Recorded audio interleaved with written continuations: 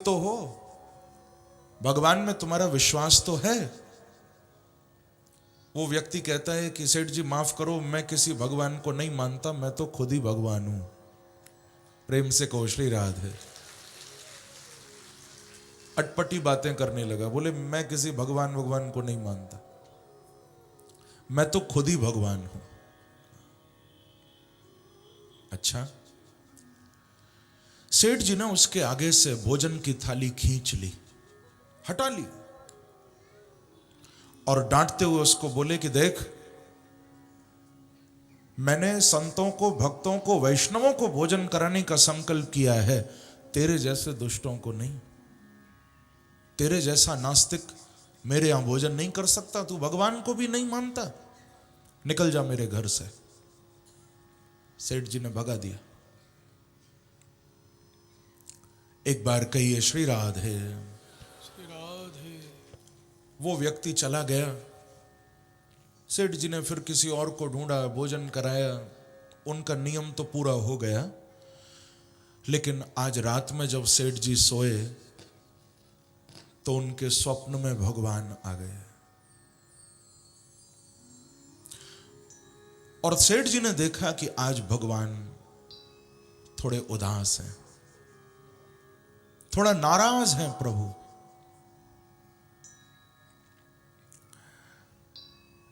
सेठ जी हाथ जोड़कर बोले कि प्रभु क्या बात है, क्या हो गया, क्या मेरे से कोई गलती हो गई?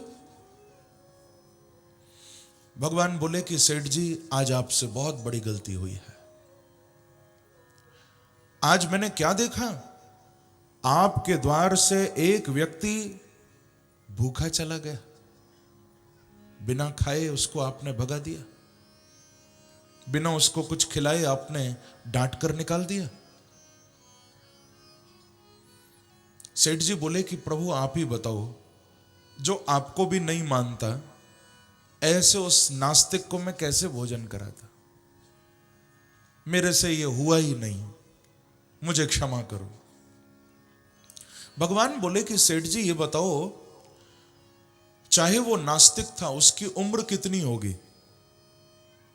तो बोले प्रभु उसकी उम्र लगभग 30 वर्ष की होगी, हमारे ख्याल से वो 30 साल का होगा। भगवान बोले कि सेठ जी आप ही सोचिए कि ऐसा वो नास्तिक व्यक्ति जो मुझे मानता नहीं है, जो मेरे में विश्वास नहीं करता, लेकिन फिर भी मैं उसको पिछले 30 साल से भोजन करा रहा हूं, तुम उसको एक बार भी भोजन नहीं करा पाए। भगवान कहते हैं मैंने उसको 30 साल से जिंदा रखा है कि चलो कभी तो सुधरेगा, कभी तो मेरी शरण में आएगा। इस उम्मीद में मैं उसको 30 साल से खिला रहा हूं, तुम उसको एक बार भी नहीं खिला पाए। सेठ जी शर्मिंदा हो गए। उस दिन से नियम ले लिया कि अब केवल साधु महात्माओं को, संत ब्राह्मणों को ही भोजन नहीं कराऊंगा, अब तो जो मेरे द्वार पर आएगा उसको भोजन कराऊंगा। क्योंकि जब भगवान सबको खिला सकते हैं तो हम सबको क्यों नहीं खिला सकते? जब परमात्मा भेद नहीं करता तो हम भेद क्यों करते हैं? कहने का अभिप्राय बंधुओं, परमात्मा ही सबको चलाने वाला है। चाहे कोई उसमें भरोसा करे न करे, किसी का बिलीव, किसी का विश्वास उनमें हो न हो, कोई उनको माने या न माने, परमात्मा सबके ऊपर कृपा करता है। तो इसीलिए कहा जन्माद्यस्य यतः। आगे कहते हैं वो भगवान स्वराट हैं, अन्वय और व्यतिरेक के द्वारा प्रत्येक सत पदार्थ में जो अनुगत हैं। स्वराट का अर्थ होता है स्वेनैव राजते इति स्वराट, जिनको किसी के प्रकाश की जरूरत नहीं है, जो अपने प्रकाश से ही प्रकाशित हैं। जैसे हम लोगों को काम करने के लिए लाइट चाहिए, या तो सूर्य के प्रकाश में काम करेंगे या कोई बल्ब जलाएंगे, ट्यूबलाइट जलाएंगे, पर भगवान को किसी के प्रकाश की जरूरत नहीं है। भगवान तो स्वयं अपने तेज से सूर्य और चंद्रमा को प्रकाश दे रहे हैं। भागवत में भगवान कहते हैं, मद भयाद वाति वातोयम सूर्यस्तपति मद भयात वर्षतीन्द्रो दहत्यग्नि मृत्युश्चरति मद भयात। भागवत में भगवान स्वयं कहते हैं, मद भयाद वाति वातोयम, मेरे भय से ही संसार में हवा चल रही है। सूर्य तपति, भगवान कहते हैं मेरे भय से ही ये सूर्य तप रहा है। इंद्र वर्षति, भगवान कहते हैं मेरे भय से ही इंद्र वर्षा करता है। और तो और प्रभु कह रहे हैं, मृत्यु चरति मद भयाद, मेरे भय से ही ये मौत का, मृत्यु का, काल का चक्र भी चल रहा है। तो भगवान ही चलाने वाले। जिन्होंने संकल्प मात्र से ब्रह्मा जी को वेदों का ज्ञान करा दिया। तेने ब्रह्म हृदय आदि कवये मुह्यन्ति यत्सूरयः। जिन वेदों में बड़े बड़े विद्वान मोहित हो जाते हैं, वेद वाणी को समझ नहीं पाते हैं, ऐसे वेदों का ज्ञान भगवान ने संकल्प से ब्रह्मा जी को करा दिया। यानी ब्रह्मा को चरणों में बिठाकर भगवान ने वेद पढ़ाए नहीं, संकल्प किया। ब्रह्मा वेदज्ञो जातः इति संकल्प मात्रेणैव ब्रह्मा वेदज्ञो भवतु। केवल संकल्प किया कि ब्रह्मा को वेदों का ज्ञान हो जाए, इतने संकल्प से ब्रह्मा वेदज्ञ हो गए। क्योंकि हमारे प्रभु का नाम है सत्य संकल्प। क्या नाम है? सत्य संकल्प। जो संकल्प कर लेते हैं वो सत्य हो जाता है। हम लोगों का संकल्प सत्य नहीं होता। हमको संकल्प को सत्य बनाने के लिए काम भी करना पड़ता है। यदि संकल्प हुआ कि पानी पी लें, यदि जल पीने का संकल्प हुआ तो पानी अपने आप मुंह में नहीं आ जाएगा, हमें उठकर जाना पड़ेगा, पीना पड़ेगा, या कोई लाकर देगा गिलास मुंह से लगा के पीना पड़ेगा। पानी अपने आप अंदर नहीं जाएगा। तो हमें संकल्प पूरा करने के लिए काम भी करना पड़ता है। पर भगवान सत्य संकल्प हैं। जो संकल्प कर लेते हैं वो अपने आप पूर्ण हो जाता है। ब्रह्मा को संकल्प से वेद प्रदान कर दिया। क्योंकि वैसे भी पढ़ाना कोई सरल नहीं है, और वो भी वेद,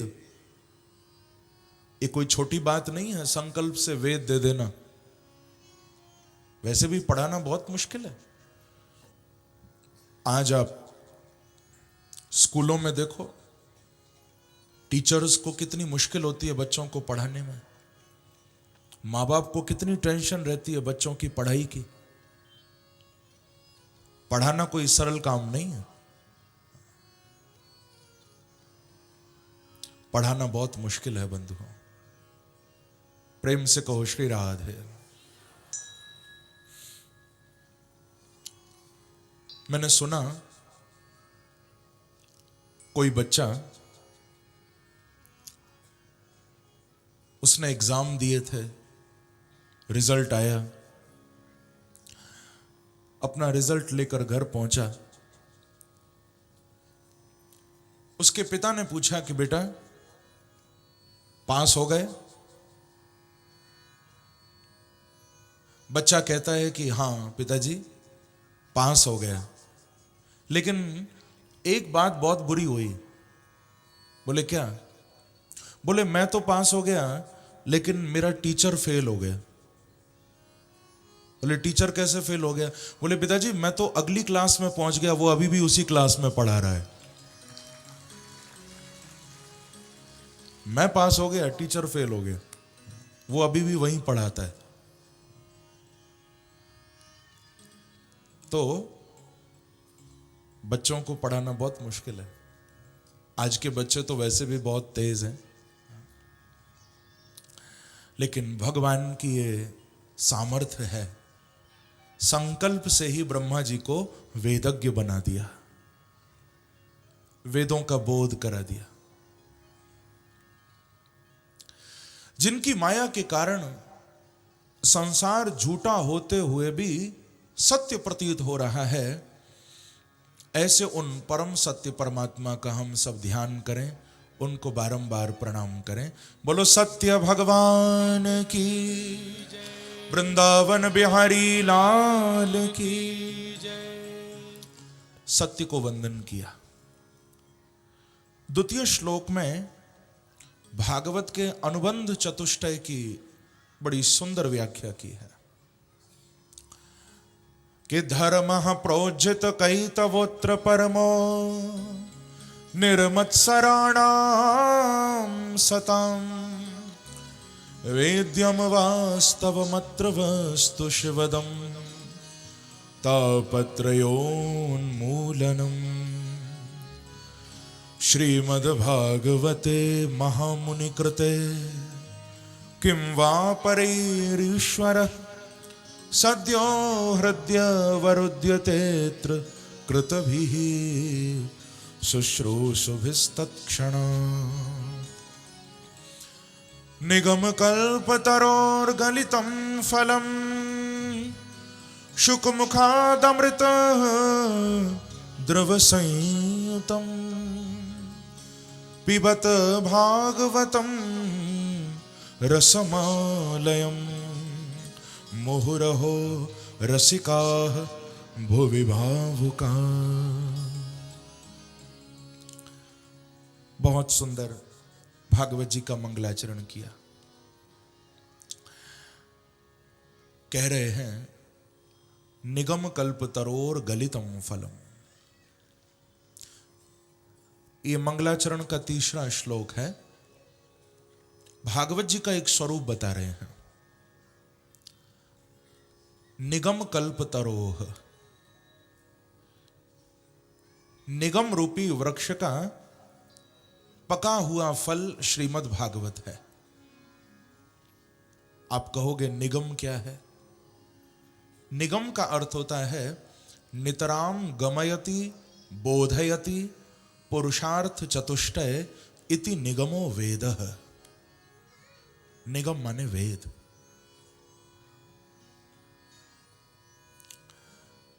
तो वेद रूपी वृक्ष का पका हुआ फल श्रीमद् भागवत है। गलितम फलम, गलितम फलम यानी किसी ने इस फल को तोड़कर, जैसे आजकल कच्चे ही फल तोड़ लिए जाते हैं, फिर कोल्ड स्टोरेज में रखकर मसाले लगाकर फल पकाए जाते हैं। अनेक वैज्ञानिक विधियां आ गई हैं, लेकिन भागवत रूपी जो फल है ये कच्चा नहीं है, ये पका हुआ फल है। अतिपक्वम ही फलम गलति स्व एव पतति। इस भागवत रूपी फल को किसी ने वेद रूपी डाली से तोड़ा नहीं है, क्योंकि जो फल कच्चा होगा वो तोड़ा जाएगा, जो पक जाएगा स्व एव पतति, वो अपने आप नीचे गिर जाएगा। तो भागवत रूपी ये जो फल है ये कोई कच्चा फल नहीं है, ये वेद रूपी वृक्ष की नारायण रूपी डाली पर लगा। एक क्रम आप समझ लेना कैसे भागवत रूपी फल धरती पर आया। वेद रूपी वृक्ष की जो सबसे ऊंची डाली है नारायण की डाली, उस नारायण रूपी डाली पर यह फल लगा। वहां से नीचे वेदव्यास ब्रह्मा रूपी डाली पर यह फल आ गया। ब्रह्मा की डाली से फिर नीचे श्री नारद जी की डाली पर यह फल आ गया। नारद जी की डाली से श्री वेदव्यास रूपी डाली पर यह फल आ गया।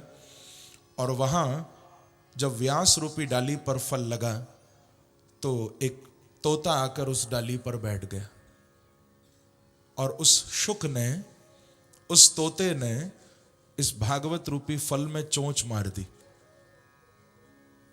शुक मुखाद अमृत द्रव संयुतम। क्योंकि संसार में यह प्रसिद्धि है, यदि किसी फल में तोता अपनी चंचू का स्पर्श कर दे यानी चोंच मार दे तो कहा जाता है कि भाई ये फल तो मीठा होगा, देखो इसको तो तोते ने चखा है, ऐसा कहते हैं ना। जिस फल को तोते ने चख लिया वो तो मीठा ही होगा। तो भागवत रूपी फल ये तो अपने में मीठा है ही, पर शुक मुखाद अमृत द्रव संयुतम, जब से शुकदेव जी ने इसको अपनी वाणी से गाया है तब से तो ये भागवत रूपी फल और भी मीठा हो गया, इसकी मिठास और भी बढ़ गई है। अमृत द्रव संयुतम, ये तो अमृत रूपी द्रव से सराबोर हो गया है। तो नारायण से ब्रह्मा की डाली पर आया, ब्रह्मा से नारद जी की डाली पर, नारद जी से वेदव्यास जी की डाली पर, जहां शुकदेव जी ने इसका आस्वादन किया और शुकदेव जी की कृपा से हम सब की झोली में ये भागवत रूपी फल आ गया है। तो किसी ने तोड़ा नहीं है इसको, ये फल भगवान की कृपा से अवतरित हुआ है। इसका अवतरण हुआ, अवतरण का अर्थ होता है उतरना, ऊपर से नीचे आना। भागवत का अवतरण हुआ है। प्रेम से कहिए श्री राधे। श्री राधे। लेकिन बंधुओं, संसार में तो देखने को मिलता है कि फल में छिलका भी होता है, गुठली भी होती है, रस भी होता है। हम लोग छिलके फेंक देते हैं, गुठली फेंक देते हैं, या बीज होते हैं उनको फेंक देते हैं। हम लोग रस को ले लेते हैं फल के। पर श्रीमद् भागवत के लिए कहा गया कि रसमालयम, ये भागवत रूपी फल आद्योपांत यानी शुरू से लेकर अंत तक केवल रस से ही भरा हुआ है। इसमें कुछ भी त्याज्य अंश नहीं है जिसको तुम फेंक सको।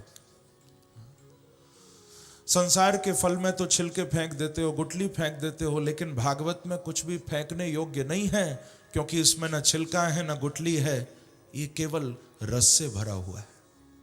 इसमें रस ही रस है। इसीलिए मैं कहूंगा आप भागवत रूपी इस फल को खाना नहीं। ये कथा खाई नहीं जाती, ये कथा सुनी भी नहीं जाती। वेदव्यास जी कह रहे हैं कि पिबत भागवतम रसमालयम मुहुरहो रसिका भुवि भावुका। हे रसिकों, हे भावुकों, इस कथा को सुनना नहीं, इस फल को खाना नहीं, इसका तो पान करना। पिबत भागवतम, पिबत भागवतम, भागवत के अमृत को पीना। क्योंकि जो केवल कानों से सुनी जाती है बंधुओं, वो बात शायद बहुत जल्दी बाहर भी निकल जाती है। यदि केवल कथा को कानों से सुनोगे तो शायद बाहर निकल जाए, लेकिन यदि इस कथा को कानों से सुनोगे नहीं, पीना शुरू कर दोगे, तो शायद कथा तुम्हारे हृदय तक पहुंच जाएगी, आपके अंतःकरण तक चली जाएगी। क्योंकि मुश्किल ये नहीं कि हम कथा में नहीं आते। कथा में तो हम लोग आ जाते हैं। मुश्किल क्या है? मुश्किल यह है कि कथा हमारे अंदर नहीं आती। यह है परेशानी। कथा हमारे अंदर नहीं आती।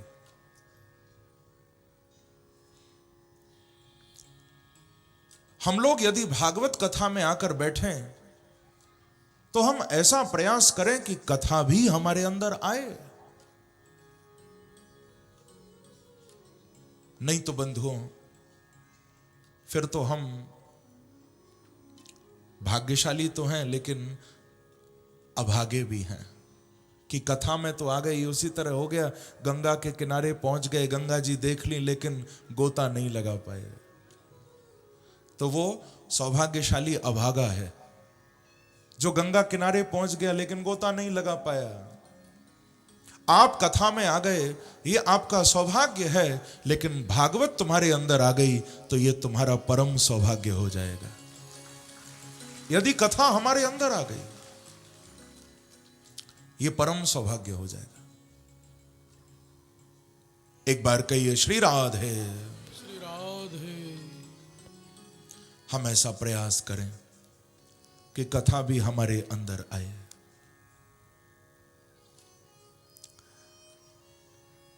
एक सेठ जी थे, बहुत कथाओं में जाते थे। कथा सुनते सुनते जीवन निकल गया उनका। तो जिन पंडित जी के यहां वो कथा में आते थे, एक बार उन पंडित जी ने पूछा, सेठ जी आप इतना कथा में आते हो, इतना सत्संग में आते हो, अरे कभी अपने बच्चों को भी लाया करो। आप अपने बच्चों को तो कभी नहीं लाते। सेठ जी कभी अपने बच्चों को भी लाया करो कथा में। सेठ जी बोले कि महाराज अपनी बातें अपने पास ही रखो, क्यों बच्चों को लेकर आऊं? अरे बोले लाने में परेशानी क्या? बोले पंडित जी तुमको नहीं मालूम, यदि बच्चों को लेकर आ गया, बच्चों का हृदय बड़ा कोमल होता है, क्या पता तुम्हारी कोई बात बच्चों को लग जाए और हमारे बच्चे घर छोड़ के बैरागी बन के कहीं वृंदावन पहुंच जाएं तो मैं तो बर्बाद हो जाऊंगा। यदि बच्चे बैरागी हो गए तो मैं क्या करूंगा? पंडित जी बोले कि सेठ जी इतने साल कथा सुनते हो गए, जब तुम बैरागी नहीं बने तो बच्चे कहां से बन जाएंगे? जब कथा सुनकर तुम्हारा कुछ नहीं हुआ तो बच्चों का क्या हो जाएगा? तो सेठ जी बोले यही तो बात है, बच्चों का हृदय कोमल होता है, पर मैं जब कथा में आता हूं तो अपने हृदय को बड़ा मजबूत करके आता हूं कि कथा में तो जाऊंगा लेकिन कथा की कोई बात दिल में नहीं आने दूंगा। मैं तो अपने हृदय को बड़ा पक्का करके आता हूं। बंधुओं, मैं आप सबसे प्रार्थना करूंगा, अपने हृदय को पक्का करके नहीं आना, यहां अपने दिल को मजबूत करके नहीं आना। मैं तो कहूंगा दिल खोल के आना, ताकि कथा का ये रस कानों से होता हुआ तुम्हारे हृदय तक पहुंच जाए और बिहारी जी की झलक आपको हृदय में मिल जाए। जो कथा हृदय तक नहीं गई, उस कथा का कोई मतलब ही नहीं है। आप ये सीधी सी बात समझ लो, यदि आप कथा में आ रहे हो तो कुछ देने नहीं आ रहे, आप यहां से कुछ पाने आ रहे हो, कुछ लेकर जाने आ रहे हो। इस आनंद को खूब लूटना। मैं कहा करता हूं, यदि तैरना हो तो पानी में आ, किनारे में क्या रखा है? बहुत से लोग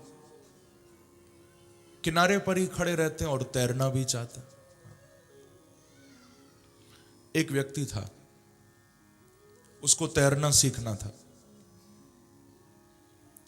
किसी उस्ताद को ढूंढा और कहा कि उस्ताद जी हमें थोड़ा तैरना सिखा दो। उस्ताद बोले कि आओ चलो नदी किनारे, अभी सिखाता हूं, 2 दिन में सीख जाओगे। लेकर गए। अब सीढ़ियां उतर रहे थे घाट की, नदी में जाने के लिए, पानी में जाने के लिए। तो उस व्यक्ति का सीढ़ियों पर ही पैर फिसल गया और पानी में गिर गया। जैसे तैसे बाहर निकला। उस्ताद जी बोले कि कहाँ जा रहा है? तो भागता हुआ अपने उस्ताद को बोला कि उस्ताद जी माफ करो, अभी तो सीखना शुरू भी नहीं किया था, पहले ही गिर गया पानी में। अब तो मैंने संकल्प कर लिया है, जब तक तैरना सीख नहीं जाऊंगा तब तक पानी में नहीं आऊंगा। पहले तैरना सीखूंगा फिर पानी में आऊंगा। मैं आप लोगों से पूछूंगा, क्या ये हो सकता है? कोई तैरना भी सीखना चाहे और पानी में भी ना आए? It's not possible. ये संभव ही नहीं है, असंभव बात है। तैरना सीखना है तो पानी में आना ही पड़ेगा। तो इसीलिए मैं कहूंगा, यदि तैरना हो तो पानी में आ, किनारे में क्या रखा है। यदि आनंद चाहे तो कथा में आ, जमाने में क्या रखा है। प्रेम से कहिए श्री राधे। श्री राधे। आनंद तो प्रभु की कथा में है। ये कथा हमें भगवान से मिला देती है। ये कथा हमें परमात्मा से जोड़ देती है। इसीलिए मैं गाया करता हूं, मेरे पूज्य गुरुदेव का भाव है कि शाम से मिलने का सत्संग एक ठिकाना है। आप सब गाना मेरे साथ। शाम से मिलने का सत्संग एक ठिकाना है। शाम से मिलने का